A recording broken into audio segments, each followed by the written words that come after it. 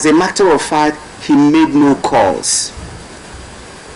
What he simply did was to blackmail. Those are antics of a corrupt Nigerian, a corrupt police officer. His name was given as Christopher Omeleze, but it turns out that's another part of the grand deception. For 21 years, he's able to con the force in an identity scam. Real name of the deceased policeman is not Chris Omeleze. His real name is Osuruga Festus from Umoseti in Ndokwa West local government area of Delta State. He was classmates with Chris Omeleze. They attended Ndamini Grammar School and finished in 1987. Now that it turns out he is not Christopher Omeleze, as he has claimed for over 2 decades, who is this man? How can we be sure there aren't several similar imposters in the armed services? Perhaps it's time for a large-scale and thorough audit of personnel. Charles Aruka, Channels Television News. Gunmen have abducted 6 workers of an Israeli-run fish farm in Bugoma River State, south Nigeria. Reports say the workers, from whom are nationals of Thailand, and 2 Nigerians were on their way to work on the fish farm early in the morning on a Friday when they were abducted. The 2 Nigerians were reportedly released later, but one of them, in an attempt to escape, quickly jumped into the waters and drowned. There's been no information regarding the intention of the gunmen over their action. The Niger State government has promised to complete all ongoing projects in the state before the tenure of the present administration expires in 2015. The State Commissioner for Information, Professor Yahaya Kuta, made this promise during an inspection tour of some of the projects located in different parts of the state. Officials of the Niger State government, leading community leaders and journalists on an inspection tour of some of the projects being executed by the state. The first port of call for the inspection team is the proposed headquarters of the Niger State Emergency Management Agency. The building is expected to house all relevant disaster management agencies in the state. Niger State has been on the front line states, one of the frontline states in terms of disaster management and disaster mitigation. So this edifice now, when completed, is going to provide a platform for the engagement of all the stakeholders in disaster issues. Not only relief material distribution. No, relief material is in fact is the aftermath. We are now talking about disaster mitigation and all the strategies that will avert the possibility of disaster happening. The team also inspected 2 housing estates in Bida and Mariga, where the permanent secretary in the state's Ministry of Land and Housing told the team that the estates will help reduce the housing deficit in the state. If the developer is to take care of all this, it means that he will build in the cost of infrastructure and land into the selling price. But we want the houses to be affordable and accessible to the citizen. That is why the state government has taken the responsibility of providing the land. We pay the compensation and also providing the infrastructure. Several other projects were also visited by the team, as the state government has vowed not to leave any projects uncompleted by the end of the tenure of the present administration. When news track returns, we'll take business news. Analysts forecast a 0.37% rise in Nigeria's inflation. Do stay with us. It's a platform to ask and get answers to those personal questions bordering on your health. Every Saturday at 12:30 p.m. Medical and non-medical experts in simple language address nagging questions on nutrition and fitness, cardiovascular health, growth and development, reproductive health and first aid and safety, and a host of other health conditions on Health Matters. Health Matters dispel general misconception about certain health conditions. For a better understanding of how to improve your health, watch Health Matters live, only on Channels TV.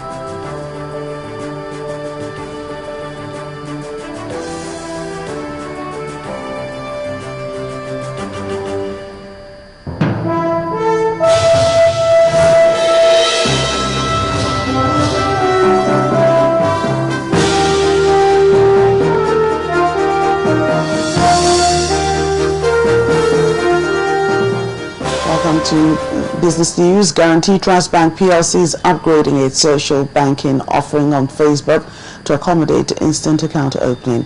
Prospective customers can now open accounts and immediately get their account numbers while on Facebook without having to visit any branch. According to the bank's Managing Director and Chief Executive Officer, Mr. Segun Agbaje, all people have to do while on Facebook is fill the account opening form, upload their passport photograph and signature mandate, and immediately get their account number. Customers can also make account balance inquiries, perform money transfers, and purchase airtime in real time. GT Bank says it remains the leading Nigerian financial services provider in the social media space with over 1.3 million followers on Facebook alone, the largest following for any Nigerian company. Nigeria's inflation rate will increase by 0.37% to 8.77% in July from 8.4% in June. This is according to a forecast made by the Financial Derivatives Company Limited ahead of the National Bureau of Statistics August 19th release date. Financial Derivatives believes a slow movement in base period prices was largely responsible for the rise. Also, the depreciation of the naira led to a rise in July's imported inflation figure, which pushed up the cost of imported goods and manufacturers' cost of input. The federal government is set to hand over the power holding company of Nigeria, PHCN, to private investors on September the 21st this year. That's according to the Bureau of Public Enterprises. The BPE says that the PHCN privatization is expected to earn the federal government about $2 billion. The federal government's privatization program has given the Nigerian economy a boost by creating a conducive atmosphere for greater private sector participation in key sectors. Nigerian crude exports are expected to rise after 4 cargoes of Bonny Light crude were The 4 cargoes will be 950,000 barrels each, and daily exports of the light sweet grade will be 127,000 barrels per day. This will boost monthly exports to around 1.94 million barrels. The shipments do not include those from Shell, which still has a force majeure in place on this grade. We take a look at foreign news now. All except one of the U.S. diplomatic missions closed due to security threats in the Middle East and North Africa will reopen tomorrow. Well, however, the U.S. Embassy in the Yemeni capital Sana'a will stay closed because of ongoing concerns. The U.S. closed 19 diplomatic missions in the 2 regions last Sunday in response to what it said was a threat of a terrorist attack. The consulate in the Pakistani city of Lahore, which closed after a separate threat, will also not reopen yet. Well, some sports news just now. The IAAF World Championships in Moscow will take off this weekend and is set to be the biggest ever this year. With the deadline for the final entries now closed, no fewer than 206 IAAF member federations, including Nigeria, have confirmed their participation. The previous highest number of nations present at the World Championships was 200 at both the Seville 1999 and Berlin 2009. With a total of 1,974 athletes having been entered, the record of participants is also on course to be broken, as the previously most attended championships in terms of athletes was Berlin 2009 with 1,895. The IAAF also promised $100,000 for athletes who create a new world record. France's European pole vault champion Renaud Lavini said that he feels confident and ready for the World Championships, which starts in Moscow on August the 10th. Lavini, who also holds the World and European Indoor Championship titles, had been a favorite for gold in the Russian capital. The championships will last until August the 18th. I feel ready for Moscow because I jumped several times over 590 and the last one was over 6 meters, so I feel very confident with that, and my training is going very well. So yeah, I have all of the keys for jump height there, so I just have to wait now to be on the track and enjoy that World Championship. I don't feel pressure so much like last year because actually I have a very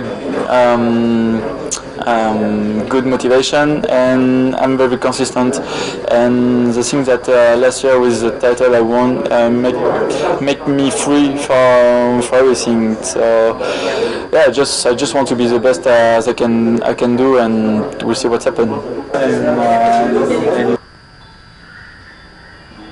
The International Olympic Committee has asked Russia to explain how its new law on gay propaganda might affect next year's Winter Games. IOC President Jacques Rogge said in Moscow that Russia's written reassurances over the Winter Olympics need clarification. Gay rights campaigners have called for the Games to be moved to another country in protest against the law. The law passed in June prescribes heavy fines for anyone providing information about homosexuality to people under